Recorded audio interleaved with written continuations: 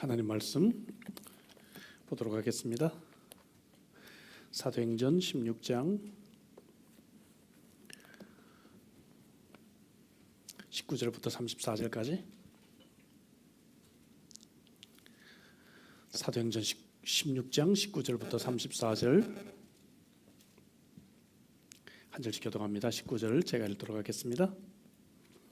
여종의 주인들은 자기 수익의 소망이 끊어진 것을 보고 바울과 실라를 붙잡아 장터로 관리들에게 끌어갔다가 상관들 앞에 데리고 가서 말하되 이 사람들이 유대인인데 우리 성을 심히 요란하게 하여 로마 사람인 우리가 받지도 못하고 행하지도 못할 풍속을 전한다 하거늘 우리가 이제 일어나 고발하니 상관들이 옷을 찢어 벗기고 쇠로 치라 하여 많이 친 후에 옥에 가두고 간수에게 명하여 든든히 지키라 하니 그가 이러한 명령을 받아 그들을 깊은 옥에 가두고 그 발을 착고에 든든히 채웠더니 한밤중에 바울과 실라가 기도하고 하나님을 찬송하며 죄수들이 듣더라. 이에 갑자기 큰 지진이 나서 옥터가 움직이고 문이 곧 다 열리며 모든 사람의 메인 것이 다 벗어진지라. 간수가 자다가 깨어 옥문들이 열린 것을 보고 죄수들이 도망한 줄 생각하고 칼을 빼어 자기를 하여 하거늘 바울이 크게 소리질러 이르되 내 몸을 상하지 말라. 우리가 다 여기 있노라 하니 간수가 등불을 달라고 하며 뛰어들어가 무서워 떨며 바울과 실라 앞에 엎드리고 그들을 데리고 나가 이르되 선생들이여 내가 어떻게 하여야 구원을 받으리까 하거늘 이르되 주 예수를 믿으라 그리하면 너와 내 집이 구원을 받으리라 하고 주의 말씀을 그 사람과 그 집에 있는 모든 사람에게 전하더라. 그 밤 그 시각에 간수가 그들을 데려다가 그 맞은 자리를 씻어주고 자기와 그 온 가족이 다 세례를 받은 후 그들을 데리고 자기 집에 올라가서 음식을 차려주고 그와 온 집이 하나님을 믿음으로 크게 기뻐하니라. 아멘. 아멘. 오래전에 미국의 미시건 호수에서 대형 여객선이 암초에 부딪혀서 침몰하는 사고가 있었습니다. 미시건 호수가 굉장히 커요. 바다 같습니다. 예. 겨울에 제가 한번 그곳에 가서 후배 목사님이 사진을 찍으라 그러는데 얼어 죽는 줄 알았어요. 바람이 워낙 아주 강해가지고 바다와 같은 이런 큰 호수인데 배가 침몰해서 사람들이 이제 위험한 상황에 빠졌어요. 그래서 주변에 있던 대학생들이 성객 구조 작업에 나섰습니다. 그 중에 에드워드 스펜서라고 하는 학생이 침몰해 가는 배에서 17명을 무려 구조를 합니다. 17명. 그러다가 이제 그만 그도 쓰러져서 응급실로 실려갔는데 실려가면서도 자기가 한 명이라도 더 구조하지 못한 것을 안타깝게 생각을 했어요. 불행하게도 그는 이때 병을 얻게 되고요. 결국 계속해서 그가 투병 생활을 하다가 7년 투병 생활을 하다가 32살의 나이로 세상을 떠나게 됩니다. 세상을 떠나기 직전에 어느 기자가 그와 인터뷰를 했어요. 인터뷰를 했는데 어떤 질문을 받았는가 하면 그날 당신이 17명의 생명을 구했을 때 그때 지금 돌이켜보면 어떤 느낌이 드냐 소감을 한번 얘기해봐라. 그랬더니 의외의 대답을 하는 것이었습니다. 그날 밤에 제가 구출한 사람은 17명인데 저에게 감사를 표현한 사람은 한 명의 소녀밖에 없었습니다. 그 소녀는 지난 7년 동안 크리스마스 때가 되면 꼭 저에게 카드를 보내왔습니다. 나머지 16명은 당연히 내 목숨을 구해준 거야 라고 생각하고 그 뒤로는 한 번도 그를 본 적도 없고 감사 인사를 받아본 적이 없다 하는 이 말을 남기고 그가 세상을 떠나게 되었다 하는 것이죠. 여러분 어떻게 우리가 이럴 수가 있을까요? 생명의 은인에게 우리가 보통 이런 말이 있습니다. 은혜는 물에 새기고 원하는 돌에 새긴다. 참 사람들이 그런 것 같아요. 그렇죠? 예. 은혜 받은 것은 쉽게 그냥 물과 함께 떠내려가게 하고 원한 것은 돌에 새겨서 두고두고 기억을 한다. 이렇게 말을 하는데 우리 그리스도인들은 좀 거꾸로 해야 되겠다 하는 생각이 듭니다. 원하는 물에 새겨서 빨리 떠나보내고 은혜 받은 것은 돌에 새겨서 평생 기억하고 감사하는 것이 그리스도인의 삶이 되어야 되겠다. 여러분 우리가 성숙하다라고 표현을 할 때 성숙의 척도가 있습니다. 근데 감사를 할 줄 아는 사람은 이 성숙한 사람의 가장 중요한 그러한 표시라는 걸 우리가 알게 됩니다. 성숙한 사람만이 감사를 할 수 있기 때문에 그래요. 성숙한 인격의 사람만이 이웃과 가족과 부모 또 다른 사람들에게 감사를 표현하는 사람들입니다. 미성숙한 사람들은 항상 불평, 원망의 삶을 살아가는 것이죠. 이미 받은 것 때문에 감사하지 못하고 늘 다른 사람이 가진 것 부러워하고 불평하며 살아갑니다. 우리는 지난 주일 맥주 감사 주일을 보냈습니다. 이번 한 주간 우리가 전반기 받은 은혜를 한번 돌아보자 이런 말씀을 함께 생각해왔죠. 우리는 지금 감사절을 보내고 있습니다. 그래서 오늘 본문의 말씀을 좀 그런 감사에 대한 말씀으로 함께 생각해 보려고 합니다. 오늘 본문은 사실 감사절 때는 별로 말씀을 나누지 않는 그런 본문입니다. 그러나 사실 오늘 이 본문도 굉장히 오늘 저와 여러분들이 처한 상황 속에서 생각해 볼 수 있는 의미심장한 그런 본문입니다. 우리가 알다시피 바울과 실라가 성령의 인도를 받아서 유럽의 첫 번째 성인 빌립보 도시라고 하는 곳에 갔을 때의 이야기입니다. 어느 날 그곳에서 바울과 실라가 점치는 여종을 만났습니다. 여종은 뭔가 하면 주인이 있고요. 주인이 이제 이 여종이 점치는 것을 통해 가지고 돈을 벌고 있는 그런 상황이지요. 근데 이 귀신 들린 여인이 바울과 실라를 알아봤어요. 예. 여러분 귀신들이 알아볼까요? 못 알아볼까요? 알아보는 경우가 많아요. 예. 저는 아주 특이한 경험을 2번 했습니다. 예. 제가 초등학교 한 2학년쯤 외갓집에 갔을 텐데 그곳은요 너무너무 시골이에요. 낙동면입니다. 상주 낙동면인데 그래서 외갓집에 가서 방학 때 놀고 있는데 동네 아이들과 함께 산속 깊이 어디 이제 노루를 잡으러 갔는지 토끼를 잡으러 갔는지 모르겠어요. 뭐 어린 나이니까 토끼를 잡으러 갔었겠죠.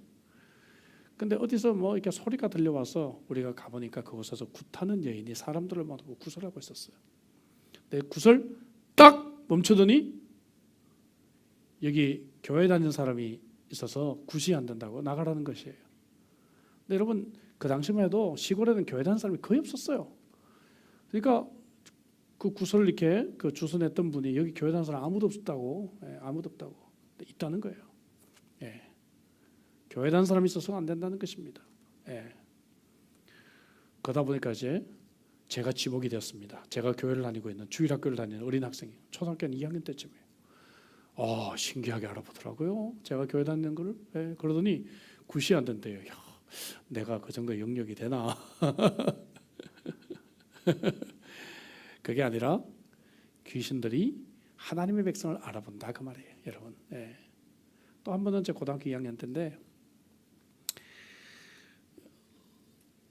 너무나 생생해서 장소도 기억을 합니다. 서소문 쪽에 있는 그런 중화요리 식당이었습니다. 늦게까지 공부를 하다가 이제 저녁을 먹지를 못해서 그곳에서 제가 짬뽕 한 그릇 먹고 있을 때인데 갑자기 어느 이렇게 스님이 들어왔어요. 목탁을 치면서 그러더니 그 당시에는 막 다니면서 시주를 받았어요. 예. 근데 테이블을 돌면서 시주를 받는 거예요. 똑똑똑똑똑똑똑 하시면서 시주를 받는 거예요. 제 테이블에 와서 제가 교복을 입고 있는 학생인데도 제 테이블에 와서 똑똑똑똑똑. 그래서 제가 얘기를 했습니다. 스님, 죄송합니다. 저는 교회를 다닙니다.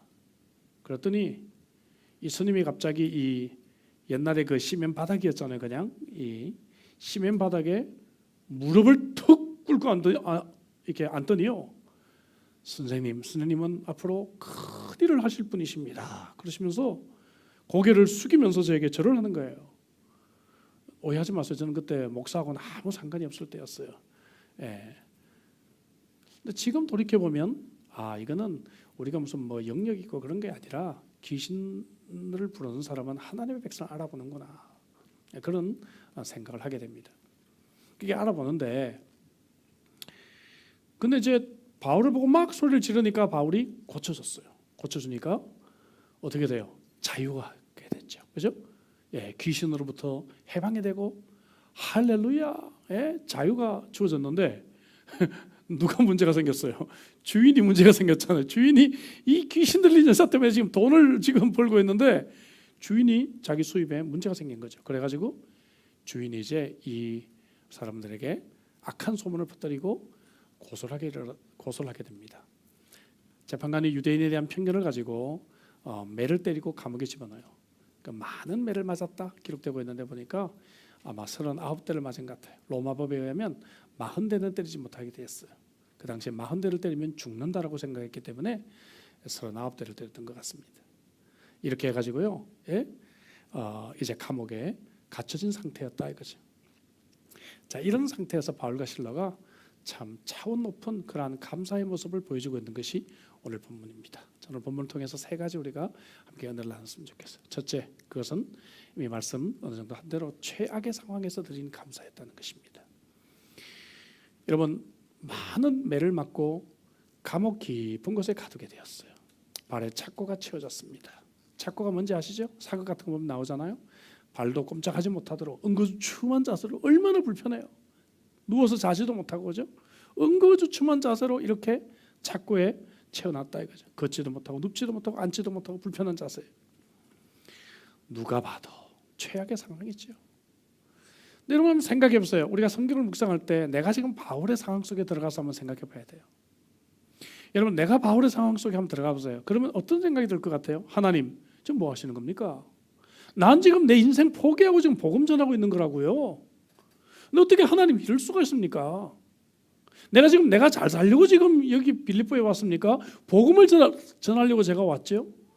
근데 하나님 어떻게 나에게 이럴 수가 있습니까?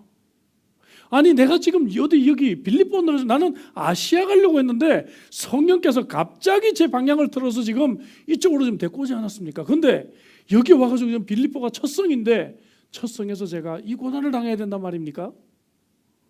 어때요? 여러분 이해가 되시죠? 예? 우리 같으면 정말 막 원망이 쏟아졌을 것 같아요. 예? 하나님, 내가 지금 하나님 복음 전하려고 지금 내가 모든 것 내려놓고 희생하고 이러고 있는데 어떻게 이럴 수가 있단 말입니까? 하나님, 저를 도와주셔도 우리가 힘든데. 이런 막 원망이 우리에게 쏟아져 나올 수밖에 없는 그러한 환경이지 않을까, 저는 그렇게 생각합니다. 억울할 것 같아요. 하나님은 도대체 왜 이러시냐, 속상할 것 같아요. 우리 인생을 살면서 이런 때를 만날 때가 참 많이 있어요. 그렇지 않습니까? 하나님이 살아 계신다면 도대체 왜 이러실까? 근데 바울과 실라가 이 상황 속에서 그들이 감사했다는 것이죠. 이것이 우리에게 도전이 되는 것입니다. 형통할 때 감사할 수 있지만 이러한 정말 최악의 상황을 만났을 때 우리가 정말 마음으로 하나님께 감사할 수 있는가? 이거 어려운 것 같아요. 어려운 것 같아요. 근데 성경은 우리들에게 이런 본을 많은 곳에서 보여주고 있다는 것이죠. 그래서 제가 또 한 가지 예를 들기 위해서 본문과 평행이 되는 구약의 스토리, 다니엘의 스토리 좀 함께 생각해 보려고 해요. 다니엘서 6장에 보면 우리가 아는 대로 다니엘이 모함을 받아요. 그래서 왕 외에 다른 신에게 경배하는 자는, 예배하는 자는 사자굴에 집어넣는다. 그래서 다니엘이 사자굴에 갇힙니다. 평생을 이 나라를 위해서 충성을 바치고 평생 하나님을 위해서 살아왔는데 말년에 내가 사자굴에 가서 사자에게 뜯겨서 내가 짐승의 밥이 되다니요. 한번 생각해 보세요. 이거 얼마나 억울해요. 얼마나 속상해요. 배신감이 있고, 그죠? 내가 이러려고 왕에게 충성했나? 막 이런 마음이 들 것이고. 그런데 6장 10절에 보니까 뭐라고 돼 있어요? 의인이 찍힌 것을 알거든. 왕의 도장이 찍힌 것을 알거든. 자기 집 앞에 올라가서 윗방에 올라가 예루살렘으로 향한 창문을 열고 골방에 들어가서 몰래 기도한 것도 아니야, 그죠? 예, 창문 열고 볼 테면 봐라. 나는 하던 대로 기도해. 예, 그리고 뭡니까? 하루에 3번씩 무릎을 꿇고, 하루에 한 번도 아니에요. 3번 무릎을 꿇고 기도하며 그의 하나님께 뭐 했다고요? 감사하였더라. 감사하였더라. 와, 정말 도전이 됩니다. 여러분, 감사는 습관이 되고 생활화가 돼야 됩니다. 원망과 불평도 습관이고 생활화되어 있는 거예요. 둘 중에 우리는 선택한 삶을 사는 것입니다. 다니엘은 최악의 상황에서 감사하는 차원 높은 감사를 보여주고 있는 것이죠. 저는 이 사람을 좋아해서 가끔 소개를 합니다마는 자전거 점포 점원이었다가 570개의 계열사와 13만 명의 종업원을 거느린 대세계적인 기업을 일군 마쓰시다 고노스케 회장, 일본 사람이에요. 이 사람에게 사업 비결이 뭐냐라고 하는 질문에 그건 세 가지로 답합니다. 첫째, 저는 11살에 부모님이 다 돌아가셨어요. 그래서 제가 일찍 철들 수 있었던 것이 사업의 비결입니다. 두 번째, 제 학력은 초등학교 4학년이 전부입니다. 그러니까 늘 저는 평소에 겸손합니다. 저는 잘 모른다고 생각합니다. 그래서 평생 공부하고 저는 배우기에 힘쓰고 다른 사람의 말에 저는 귀를 기울이는 습관이 되어 있습니다. 이것이 사업을 성공한 비결이니 감사할 뿐이죠.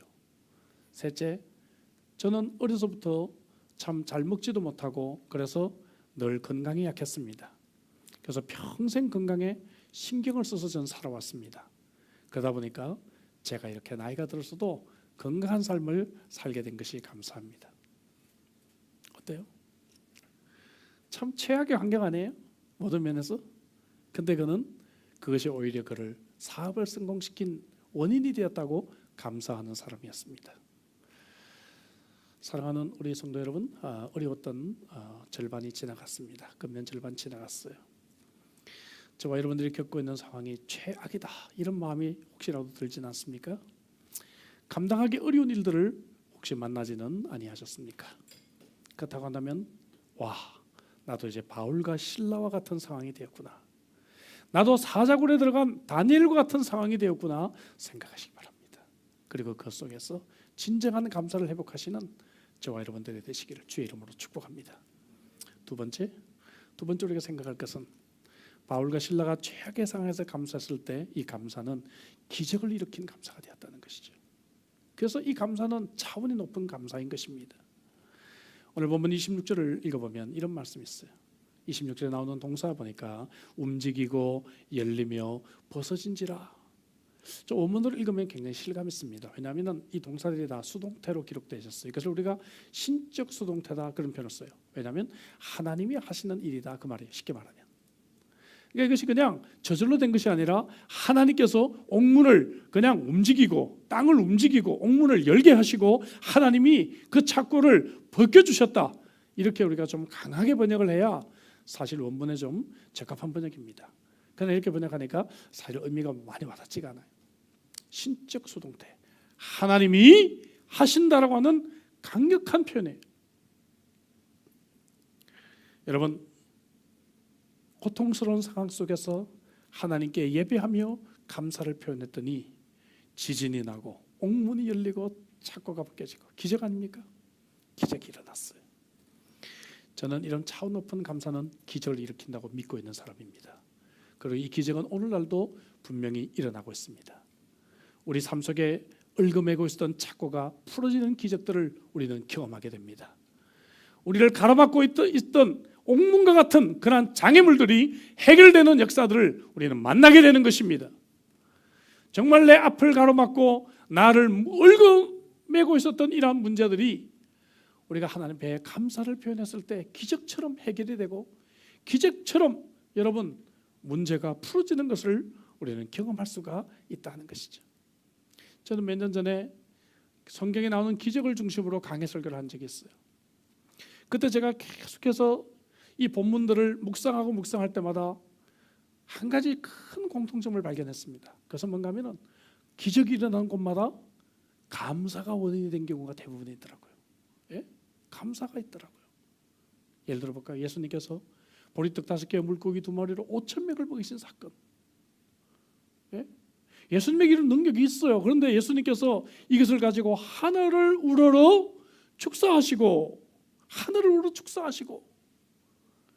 그 말은 뭔가 하늘을 우러러 감사로 기도하시고, 예? 이러한 감사가 항상 배경이 돼서 기적이 일어나고 있더라고요.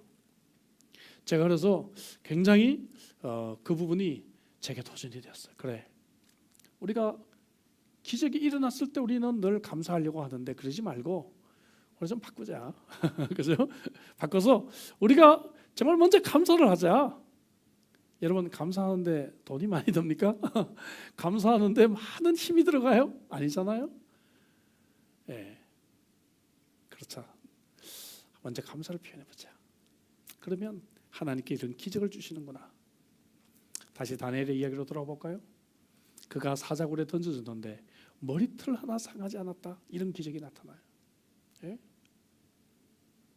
사자가 가만히 놔뒀다는 거죠. 기적이죠. 예. 뭐 다윗 같으면 뭐 모르겠어요. 혹은 또 누구죠? 예. 삼손 같으면 모르겠어요. 뭐 사자 입을 뭐 이렇게. 근데 다니엘은 이미 나이도 들었고요. 하나님의 기적으로 그를 막아주셨다는 것을 보게 됩니다. 기적은 감사에서 출발합니다. 여러분들의 삶에도 이러한 감사의 삶을 통해서 놀라운 기적이 일어나기를 주의 이름으로 축복합니다. 자녀를 바라보며 감사해 보십시오. 그럼 생각하지 못했던 기적을 자녀가 일으킬 줄로 믿습니다. 네? 네. 직장 상사를 보고 감사해 보세요. 그럼 직장 상사가 생각하지 못했던 기적을 일으킵니다. 네. 시어머니 부모님을 보고 감사해 보세요. 기적이 일어나요. 기적이 일어납니다. 여러분 연약한 교회지만 교회를 보고 늘 감사해 보세요. 교회에 기적이 일어납니다. 오늘 나도 그런 기적이 일어나요. 감사로 이러한 기적을 일으키는 이러한 차원 높은 감사. 마지막 세 번째 차원 높은 감사는 물론 당장 기적과 같이 지금의 문제가 해결되기도 하지만 좀 더 근본적인 우리 인생의 사명을 성취한 감사로 이끌게 된다는 것입니다. 여러분 우리 인생의 사명 뭐예요? 하나님을 예배하고 하나님을 증거하는 것. 이것이 우리 인생의 사명 아니겠어요? 여러분 아멘이십니까? 제가 너무 심플하게 말했나요? 맞죠? 우리 인생의 사명은 이 땅에서 하나님을 예배하고 그 다음에 하나님을 증거하는 것. 이거예요. 심플합니다. 이게 우리가 살아가는 이유예요. 그래서 하나님이 우리를 아직 생명을 연장시켜 주고 계시는 것입니다. 그런데 바울과 실라에게로 돌아가 볼까요? 여전히 감옥이에요. 하지만 그들은 그곳에서 하나님을 예배합니다. 할렐루야. 그죠? 하나님을 예배해요. 그리고요 어떻게 됩니까 여러분? 그 감옥을 지키던 간수에게 복음을 전하게 되잖아요. 오늘 본문이 그렇죠? 예. 간수가 졸다가 막 지진이 일어나고요 옥문이 열리고 창고가 풀어진 채로 있는 것을 보고 죄수가 도망갔구나 해서 칼을 빼어 자결을 하려고 합니다. 그 당시 로마 법은요 간수가 죄수를 놓치면 죄수의 형량만큼 감옥에서 살게 돼 있었습니다. 그러면 이 두 사람의 형기를 합치면 자기는 차라리 죽는 것이 낫겠다 생각했을지 몰라요. 그때 바울이 등장합니다. 당신의 몸을 상하게 하지 마십시오. 우리 여기 있습니다. 그것을 보는 순간에 간수가 은혜를 받았어요. 이 신약 배경사의 탁월한 학자들은 해석하기를 그 당시 로마의 법에 의하면 이 간수는 바울과 실라를 때린 간수였을 것이다 라고 얘기를 합니다. 바울과 실라를 때렸던 이 간수가 그죠? 지금 바울 앞에 반대로 무릎을 꿇고 지금 뭡니까? 선생님이 시어 부르고 있는 거예요. F.F. 브루스라고 하는 신학자는 바울 일행에서 무언가 섬뜩한 신비를 느꼈을 것이다. 이렇게 그가 이제 글을 쓰고 있어요. 경외의 마음, 제수의 신분인 바울과 실라에게 압도할 만한 그죠? 뭔가를 느꼈겠죠. 그래서 이 선생님이라고는 극존칭어를 사용하게 되는 것입니다. 그 30절에 이런 질문을 하세요. 선생님, 내가 어떻게 해야 구원을 얻을 수 있습니까? 와, 놀랍죠, 그렇죠? 이 사람들 보고 와, something different. 여러분들 그렇습니까? 예? 직장에서 우리 여러분들 보시면서 예수 안 믿는 사람이 You are something different. 그죠? 너는 진짜 하나님 믿는 사람이야. 도대체 비결이 뭐야? 나도 교회 나가고 싶어. 너 어느 교회 다녀? 나도 그 교회 따라가도 돼? 이런 도전을 줄 수 있는 것이겠죠. 그래서요, 여러분 이 바울과 실라가 이런 복음의 찬스를 얻어요. 그래서 그 유명한 구절 31절 가로되 주 예수를 믿으라. 그래야면 너와 내 집이 구원을 얻으리라. 이 말씀이 바로 이 간수에게 주어졌던 말씀이다 이거죠. 근데 놀라운 일이 일어났어요. 간수가 자기 집에 데려가요. 자기가 때려서 상처난 데를 다 씻겨줘요. 그죠? 그리고 뭐 성경에는 없지만 분명히 약도 발라줬을 것 같아요. 그리고 뭡니까? 그 집에서 복음을 듣고 온 집안 식구들이 세례를 받게 되었다는 거예요. 세례를 받게 돼요. 그러면서요, 여기 보니까 크게 기뻐했다. 크게 기뻐했다. 이 말은요, 이 당시 쓰였던 헬라어 문헌을 보면요, 잠시도 일찍 앉아있지 못하고 발짝발짝 뛰면서 기뻐하는 것을 표현할 때 썼던 단어예요. 예? 여러분 그런 거 있잖아요. 막 너무 기쁘면 막 드덩실 춤추면서 막 이렇게 발짝발짝 뛰면서 기뻐하는 것. 예? 왜 그래요? 복음을 듣고 하나님을 알게 되어서, 와, 하나님을 알게 된 이 기쁨을 표현하고 있다는 것입니다. 자, 생각해 보세요. 바울은 지금 직업이 뭡니까? 선교사예요. 빌립보에 왜 왔어요? 복음을 전하기 위해 왔어요. 근데 여러분 그 뜻이 이루어집니까? 안 이루어집니까? 이루어지죠. 여러분, 바울의 이 사명, 그리고 그의 인생의 사명이 하나님을 예배하고 그 다음에 하나님을 증거하는 이 사명이 완벽하게 이루어지는 것으로 오늘 본문이 끝이 나고 있다는 것입니다. 할렐루야. 여러분, 바울이 만약에 감옥에 갇혔을 때 불평하고 원망했다면 여러분 이런 기적이 일어나지도 않았을 것이고 간수도 여러분 구원을 받지 못했을 것입니다. 여러분, 그 마음속에 억울한 문제가 좀 있다 할지라도 이 속에 분명히 하나님의 뜻이 있을 거야. 하나님이 분명히 나를 이 빌립보에 보내신 이유가 있을 거야. 하나님이 분명히 내가 매를 맞게 된 이유가 있을 거야. 간수가 자기가 때린 상처를 보고 얼마나 마음 아파하면서 바울이 전한 이 말씀을 열심히 들었겠어요. 생각해 보세요. 그죠? 예. 우리가 좀 맞아야 전도를 좀 할 수 있는 것 같아요. 잘 맞으십시오. 그죠? 예.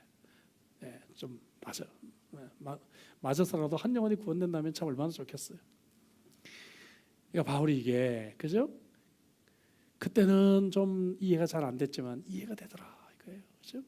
내가 그때 왜 맞는지, 왜 감옥에 갇혔는지 알 수가 없었지만 하나님은 이런 고난을 통해서 내 인생의 사명까지 완성하고 계신다 하는 것을 경험하게 되었다는 것입니다. 다니엘의 경우도 마찬가지죠. 다니엘은 사자굴 속에서 살아난 기적을 보고 다리오 왕이 외칩니다. 다니엘서 6장 26절 27절 볼까요?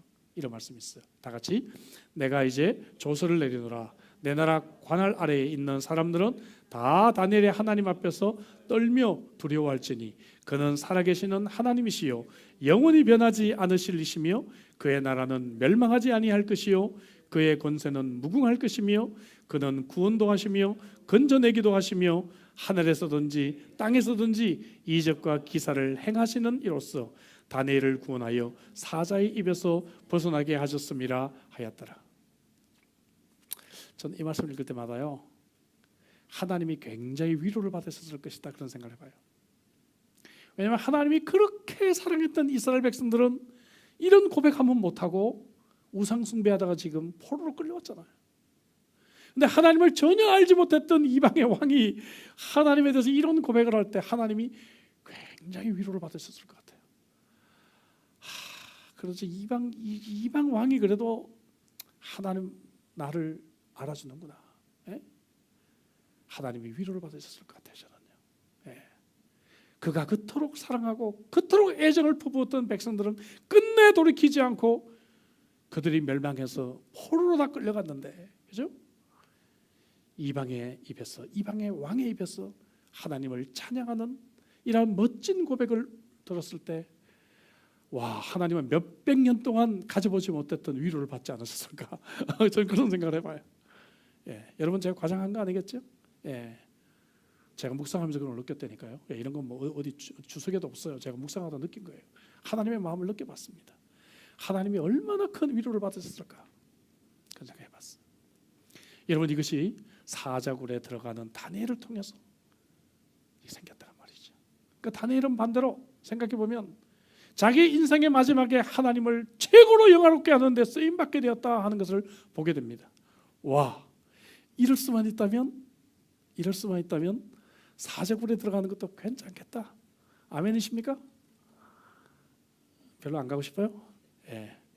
와, 이럴 수만 있다면 우리가 사자굴에 들어가는 것도 괜찮겠다. 모르겠지만 저는 그런 묵상이 들었어요. 이럴 수만 있다면 사자굴에 들어가지 뭐. 설사 다니엘처럼 구출되지 않아도 하나님이 나를 보시고, 그래, 네 인생 뭐 길지 않았던 인생이지만 네 인생을 통해서 내가 이런 영광과 기쁨을 누리고 많은 사람들이 하나님을 알지 못하는 사람들이 하나님이 계시다는 것을 알게 되고 입술로 고백하게 되었네. 그러면 여러분 우리 인생의 사명이 끝나는 거 아니겠어요? 우리 인생 최고의 사명을 감당하는 거 아니겠어요?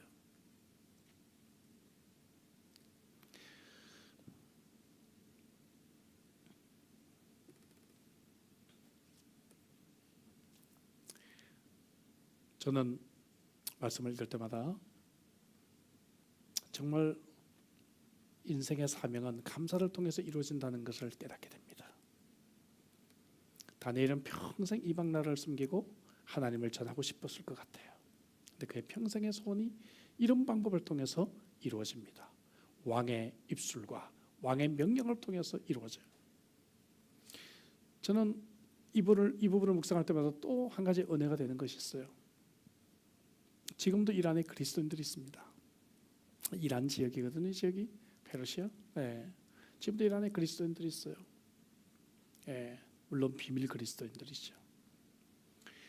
가끔 제가 올림픽이나 아시안 게임 같은 거 할 때 몇 분들을 만납니다. 제가 한번 소개도 한번 해드렸고 여러분들 예전에 가끔씩 만나요. 저 눈치로 압니다. 자기가 그리스도인이라는 말은 하지 않아요. 하지만 눈치로 알아요. 그들은 그런 곳에서 다른 나라의 예수 믿는 사람들을 만나고 싶고 교제하기 원합니다. 그들을 볼 때마다 저는 다니엘이 생각이 납니다. 다니엘이 사자굴 속에 들어가는 이러한 고난이 있었지만, 이러한 최악의 상황이 있었지만 그 속에서 그가 감사로 하나님께 나아가며 그 상황을 견뎌냈을 때 오늘도 이란에 있는 많은 사람들이 바로 그것으로부터 하나님을 알고 하나님을 섬기게 되었다 생각하게 됩니다. 여러분 우리 인생의 사명을 어떻게 성취할 수 있을까요? 어려운 것 같지만 쉬워요. 그 비결은 감사로부터 출발한다는 것을 우리에게 말씀하고 있습니다. 여러분 감사하십시다. 감사를 회복하십시다. 제가 오래전에 안식일을 맞아서 가족들과 함께 유럽을 여행한 적이 있었어요. 네덜란드를 방문한 적이 있었는데요. 유럽은 가까우니까 한번 가면 여러 곳을 가게 돼요. 네덜란드 생각하면 많은 것이 생각이 나죠. 풍차도 생각이 나고요. 또 튤립도 생각이 나실 거고 또 암스테르담 그러면 다이아몬드도 여러분의 생각이 나실 것입니다. 근데 저는 다른 것보다도 꼭 가보고 싶은 곳이 있었어요. 바로 안네 프랭크 하우스죠. 앤 프랭크 영어로는 그곳을 갔습니다. 그곳에 가보면 3층으로 된 집인데요. 그 집 꼭대기 방에 책장을 옆으로 밀면 비밀 통로가 있고요. 그 속에 조그만 작은 공간이 있어요. 그곳이 바로 독일군을 피해서 유대인 가족들이 숨었던 곳입니다. 13살이었던 안내는 이런 일기를 썼어요. 우리의 세계가 어두움에 포위되고 있는 것을 느낀다. 공포와 죽음이 우리 앞에 다가오고 있는 것을 느낀다. 그러나 동시에 우리는 이 공포와 학살과 죽음과 전쟁의 건너편에서 우리를 향해 다가오시는 하나님 나라의 빛을 바라본다. 우리에게는 이 하나님 나라가 바로 평화의 원인이다. 우리는 이 희망 때문에 이 작은 공간에서도 천국을 경험한다. 멋진 일기죠. 13살짜리가 이런 일기를 썼어요. 여러분 우리의 지금 상황이 아무리 힘들고 어렵다고 해도 우리가 하나님을 붙들 수 있다고 하는 것 이거 하나만 해도 우리가 정말 감사하지 않을까요? 브라질에서 목회하신 제 친구 목사님이 코로나 바이러스 때문에 여전히 사경을 헤매고 계십니다. 오늘도 몇 번 문자를 받고 예배 중간에도 제가 잠깐 문자를 체크했어요. 그 문자가 와서 지금 사망의 고비를 벌써 2번 넘기셨습니다. 장이 너무 심하게 부풀어 올라서 정말 이렇게 어제까지만 해도 이 장은 수술하긴 해야 되는데 성공의 가능성이 희박합니다라고 이렇게 카톡이 와서 참 마음이 힘들었는데 다행히 열어보니까 위장만 90cm 정도 절제를 해내고 수술은 성공적으로 끝났습니다라고 답이 왔어요. 좀 전에. 아직 자가호흡이 안 돼서 기계에 의존하고 있는 상태입니다. 아직은. 참 어려운 상황 속에 있어요. 시드니에 계신 또 다른 친구 목사님 지난주 병원에 입원하셔서 어제 그냥 가족들 외에 유일하게 제가 좀 면회를 다녀왔습니다. 많이 회복됐지만 아직 한 3개월 정도는 회복을 하셔야 된다 그래요. 3주 전에 저에게 전화하셔서 다시 대학 사용하려고 다 준비해놓고 이제 사인하러 가려고 하는데 대학에 전화가 왔다고. 아무래도 너희들 대학 사용 못할 것 같다고. 어떻게 하면 좋냐고. 여러분, 어려운 시기입니다. 목사님들도 많이 힘들고 스트레스도 많이 받고, 여러분, 코로나 바이러스 시대가 계속 이어지고 있어요. 미래는 불투명합니다. 우리가 할 수 있는 것이 별로 없어요. 한 가지 할 수 있는 것이 있잖아요. 감사할 수 있어요. 우리는. 아멘이십니까? 우리는 감사할 수 있어요. 우리의 상황은 여전히 우리가 빌립보 감옥이라 할지라도, 우리의 상황은 지금 우리가 사자굴 속이라 할지라도, 이 자리가 바로 예배의 자리가 되고 이 자리가 감사의 자리가 될 수는 있을 것입니다. 이건 우리가 선택할 수 있어요. 이렇게는 우리가 살 수 있어요. 여러분, 만약에 우리가 이런 선택을 가지고 살아간다면 우리는 이 자리가 감사의 기적을 만들어내는 자리가 될 것입니다. 성경이 그래서 이렇게 이런 기록들을 우리들에게 보여주고 있는 것입니다. 그래서 하나님께서 오늘 이 수요일에 우리들에게 이런 메시지로 우리를 격려하고 계시는 것입니다. 봐라, 이렇게 최악의 상황이지만 감사했을 때 이런 기적이 일어나지 않니? 그리고 감사했을 때 너희들의 그 인생의 사명이 성취되는 기적이 나타나고 있지 않니? 하나님이 오늘도 그래서 이 수요일에 우리를 깨우쳐주고 계시는 것입니다. 그렇다고 한다면 저와 여러분들이 아무리 어려운 상황이 생기고 더 어려운 상황이 이 후반기에 밀려온다 할지라도 우리는 감사를 포기하지 않아야 합니다. 감사할 때 하나님은 후반기에 더 멋진 기적들, 더 놀라운 간증들을 하나님은 만들어 내실 줄로 믿습니다. 이렇게 여러분 승리하시는 남은 금년 반년이 되시기를 주의 이름으로 축복합니다. 기도하십시다. 주신 말씀 가지고 우리 기도하도록 하죠. 여러분, 어려운 상황들을 우리가 만나고 있습니다. 저도 참 힘들 때가 좀 많이 있습니다. 코로나 때문에 자꾸 여러 정책들이 바뀌고요. 교회 사역도 이게 금요일날 발표되면 제가 주일 예배 올 때까지 잠을 거의 자지 못해요.